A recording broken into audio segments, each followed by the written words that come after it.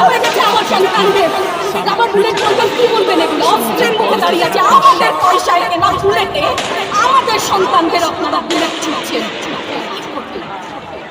আর কত পুলিশ ভাইদেরকে বলি, ভেতরে তো আপনিও মানুষ, পুলিশ ভাই বলি না, ক্ষমা করবে, মুখ থেকে বার হয়ে গেছে। তাদের ঘরেও সন্তান আছে, তাদের খোলসের ভিতরেও মানুষ। যারা এখনো ঘরে আছেন তারাও জানেন আর কতদিন হয়।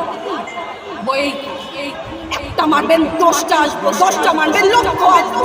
সারা দেশের মানুষ, মা বাপ সব একসাথে তাদের কাছে তো হাত জোর করে ক্ষমা চায়। ওরা আমাদের কাছে পাঠিয়েছিল ওদের সন্তানকে মানুষ করার জন্য, আমাদের কাছে শিক্ষকদের কাছে পাঠিয়েছিল। কি জবাব দিব? আমার তো কোনো মুখ নাই, আমি শিক্ষক, আমার ভাষা নাই। তাদের কাছে হাত জোর করে মাপ চাই, নিরাপত্তা দিতে পারি নাই, নিরাপত্তা দিতে পারি নাই। মনে হয় রাস্তায় শহীদ হয়ে গেল যদি এই লজ্জা